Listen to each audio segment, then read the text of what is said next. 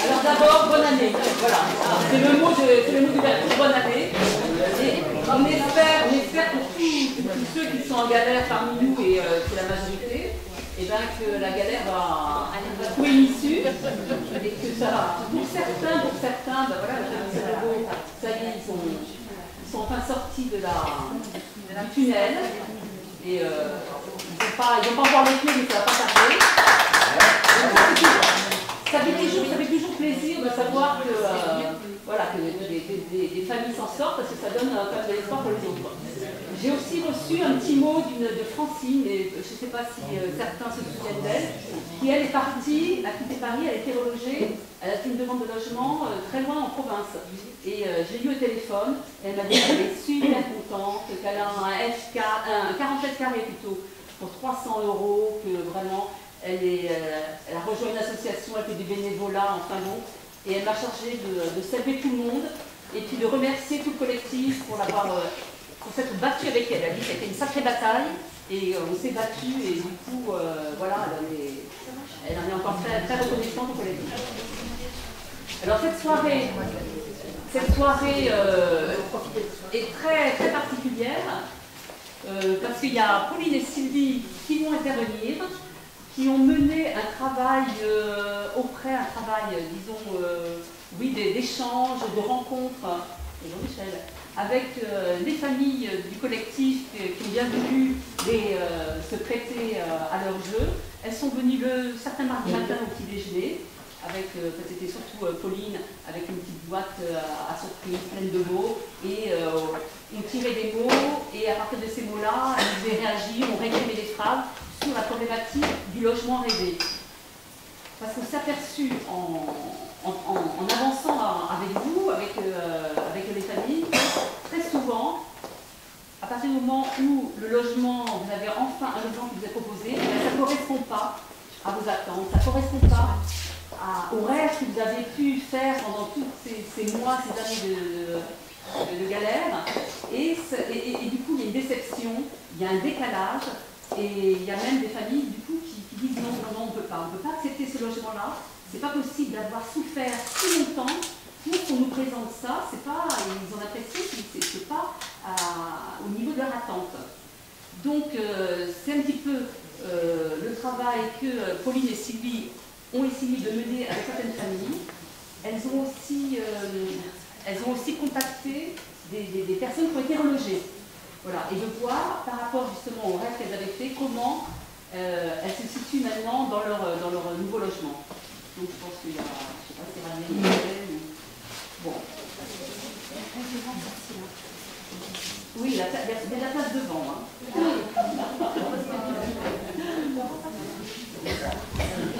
Donc ça dure 15 minutes. Donc je vais donner je vais laisser l'année royale à Sylvie et Pauline. Et ensuite, eh ben, comme chaque année, le premier réunion mensuel, on tire la galette des rois. Et l'usage est que celui qui l'a fait, eh ben, on espère qu'il aura un logement. Voilà. Si jamais la faire une forme de clé, il faut que la une forme de clé. Voilà. Alors, on espère pour tout le monde. Hein. Franchement, on n'oublie personne et on essaie vraiment de faire avancer tout le monde en même temps. Voilà, c'est pas du tout facile. Hein. C'est vrai que la conjoncture est vraiment pas évidente, mais il ne faut pas désespérer. Petit à petit, on est certain que petit à petit, tout le monde sera relogé. On ne sait pas quand, mais ça se fera, ça c'est sûr. Voilà. À Sylvie et Pauline. Merci.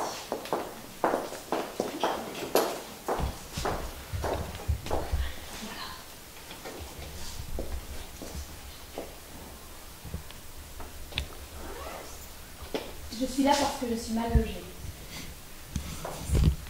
Je suis là parce que le collectif me soutient moralement. Je suis là parce que l'association nous aide, nous donne des idées, nous accompagne dans les démarches. C'est un soutien. Je suis là parce que je suis en voie d'expulsion à cause d'une escroquerie au bail. Je suis là parce que le collectif nous aide à faire avancer notre dossier. Je suis là pour savoir mes droits. Je suis là parce que le collectif nous soutient. Il connaît la réalité du logement. Je suis là parce qu'au collectif, on nous donne des détails. Je suis là parce qu'on apprend à se battre. C'est la force du collectif. Je suis là parce que le collectif joue un grand rôle dans notre attente. C'est pas la clé de notre logement, mais on sait qu'on est soutenu. Ils nous connaissent. Je suis là pour participer à un nouveau groupe. Je suis là parce que j'attends qu'on me dise quelque chose. Je On suis me là reloge. pour l'entraide, pour le soutien, le fait d'en parler, le témoignage des autres personnes qui ont été relogées. Je suis là pour connaître les portes à ouvrir. Je suis là parce que le collectif Logement m'a aidé à avoir un dossier, à l'actualiser souvent. Le soutien administratif et psychologique, c'est bien. On a l'impression d'être un peu moins seul. Le mardi, une petite bouffée d'air frais. Des petits détails qui ne paraissent pas importants, mais qui finalement sont utiles. Nous, on habitait chez ma mère, avec mes 3 enfants, et les 2 enfants de mon mari, le week-end et le mercredi, dans 60 mètres carrés, 67 mètres carrés. Mon grand a 16 ans. À 16 ans, être dans la chambre avec ses petits frères et ses petites sœurs, c'est pas évident. Pour les devoirs notamment. Ma mère ne pouvait pas recevoir, nous non plus, on était obligés de sortir. Aujourd'hui, on a 105 mètres carrés. Des chambres pour les enfants, ça change tout. Et nous, du coup, on a enfin une vie intime.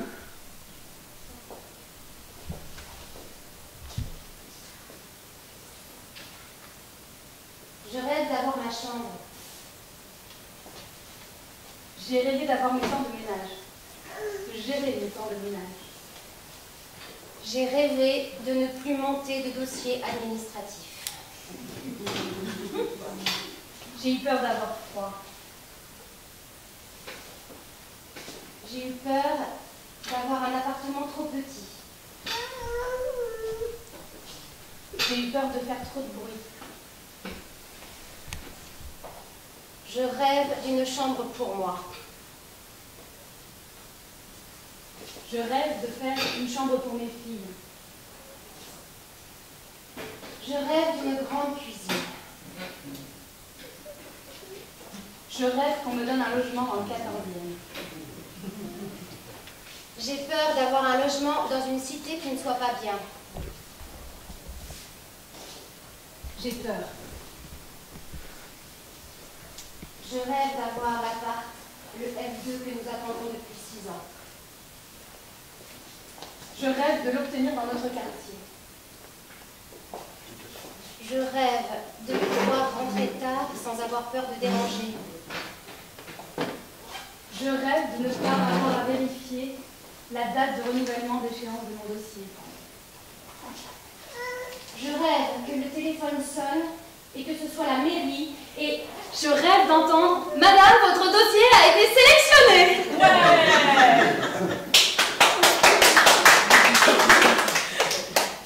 je rêve d'avoir un nom sur la boîte aux lettres.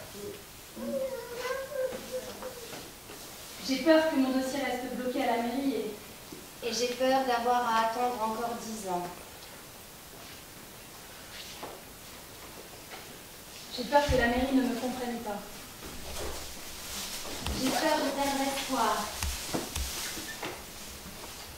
J'ai rêvé d'avoir un grand appartement après 14 ans d'attente.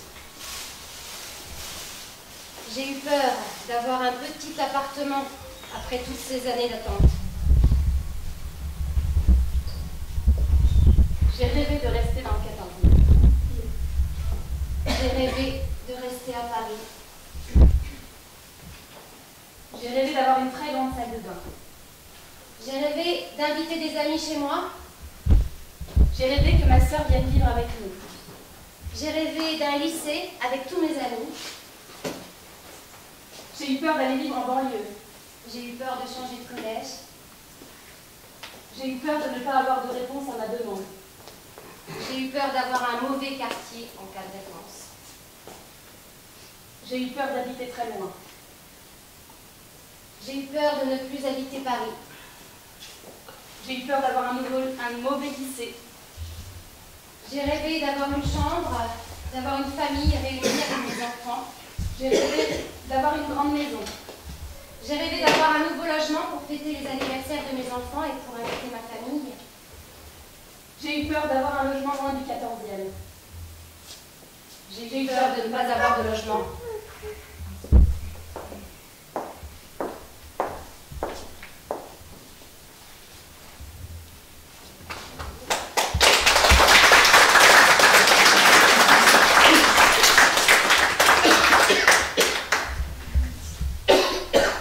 Il était 9 h du matin.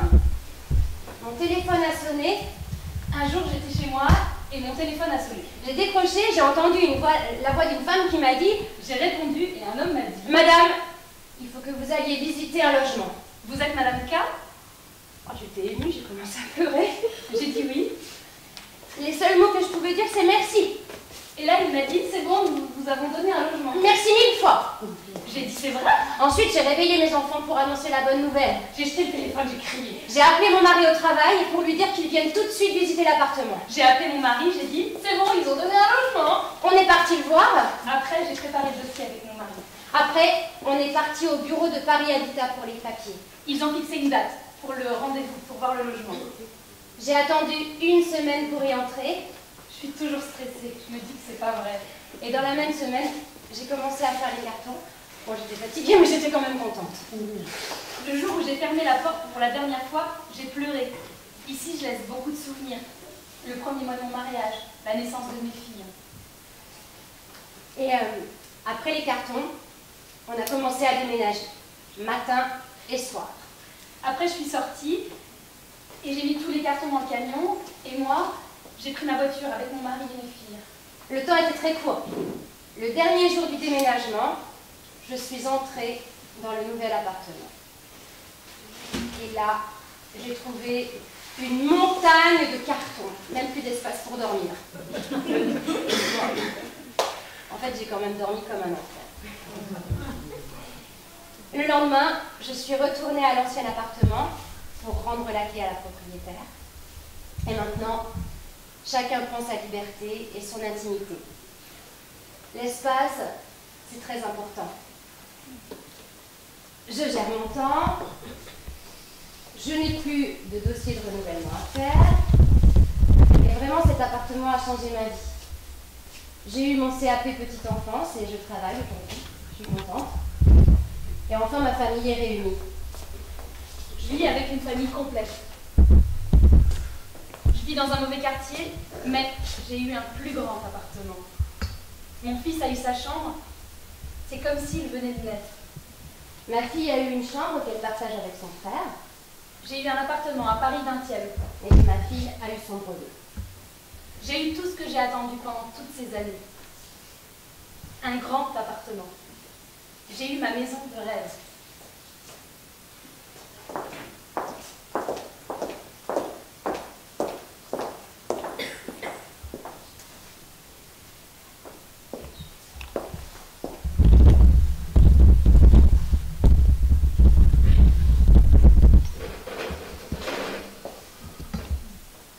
On était sur le point d'être expulsés. Je suis désolée, Dina. Ma fille ramène une lettre. Entre ses mains, c'était la nouvelle vie. Un nouveau logement dans le 20e arrondissement. Après une longue attente, voilà enfin une bonne nouvelle. Alors mon mari note l'adresse, prend le métro pour voir et pour découvrir l'endroit. En rentrant, il est très content. Il sourit. Mais pour mes grandes filles et moi, c'est très dur. Hein. C'est très dur de changer, de quitter le 14e. D'abord parce que mes filles travaillent dans l'arrondissement, pas loin de la maison. Et puis aussi, sans doute, enfin, peut-être que c'est aussi une question d'habitude. De toute façon, je suis obligée de prendre l'appartement parce que c'est une proposition de la préfecture et que si je le refuse, je suis ravie. Alors j'ai préparé les cartons, plein de cartons. J'ai vraiment eu du mal à m'organiser dans mes 38 mètres carrés pour 6 personnes. Et enfin, on déménage. Et malgré tout maintenant, je suis soulagée en voyant mes enfants dans la maison. Moins de stress, moins de colère, beaucoup d'espace, ça change la vie. Tout commence un jour d'automne. Je rentre tout juste à la maison. Je vais chercher le courrier. En rentrant, ma sœur regarde les différentes enveloppes. Là, elle me dit, c'est une réponse. Elle commence par l'ouvrir délicatement avec un léger sourire sur les lèvres. L'enveloppe enfin ouverte. La lettre dans les mains de ma sœur. Elle finit de lire. Je m'attends à ce qu'elle dise qu'on a obtenu un appartement dans le 14e arrondissement. Pour moi, c'est comme une évidence. Mais non. Elle m'annonce que c'est un appartement dans le 20e. On a alors l'idée d'aller sur Google Maps pour voir notre nouveau quartier. On cherche sur Internet pendant que ma sœur prend le téléphone pour annoncer la nouvelle aux parents. Aux alentours de 18 h, tout le monde est déjà à la maison. Mon père prend l'initiative d'aller visiter l'appartement. À son retour, il est 20 h passées. Nous sommes à table. Il commence à partager sa joie en nous décrivant l'appartement. Mes sœurs, mon frère et moi sommes comme hypnotisés par sa description. Contrairement à ma mère, sur le visage de qui nous lisons un sentiment de déception depuis l'annonce de la nouvelle. Enfin arrive le jour du grand départ. Nostalgie, joie, mais tristesse aussi. Mes sœurs, mon frère, ma mère et moi, nous ne voulons pas quitter notre cher et bien-aimé 14e arrondissement. Les cartons de dernière minute sont scotchés. Mon père, toujours excité, nous dit que toutes ces années résumées à l'objectif petit sont terminées. Quand nous insérons la clé dans la serrure de la porte d'entrée de l'appartement, c'est comme le début du générique d'un film qui commence. La première chose que je fais avec mon frère, c'est d'aller voir notre nouvelle chambre. Petite, oui, mais à nous. Tous heureux et tristes de quitter le 14e, nous dégustons notre premier repas dans notre nouvel appartement. Les prochains chapitres, nous les écrirons tous ensemble.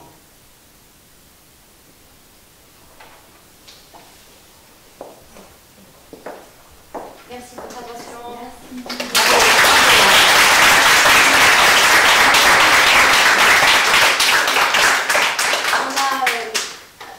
On a recueilli d'autres paroles qu'on a fait des paroles d'espoir, des messages d'espoir. On va vous les livrer aussi, elles vous sont adressées. La seule chose que je peux dire aux gens qui attendent, un logement et qu'il ne faut pas perdre espoir et surtout qu'il faut se battre jusqu'au bout. Pour moi, l'espoir, c'est d'avoir un logement, peu importe l'arrondissement. Et on pourra découvrir tout ce qui deviendra possible et qu'on n'imaginait pas. Le sourire, c'est la première fenêtre. Gardez-le ouvert et vos bras se lèveront bientôt. Pas de découragement, ne restez pas seul. À plusieurs, on s'encourage, ça va venir. La mairie est un des maillons de la chaîne vers cette liberté. Au bout de la chaîne, il y a enfin une clé de la maison et l'insouciance pour vos enfants. Il faut tenir jusqu'au bout, tous ensemble.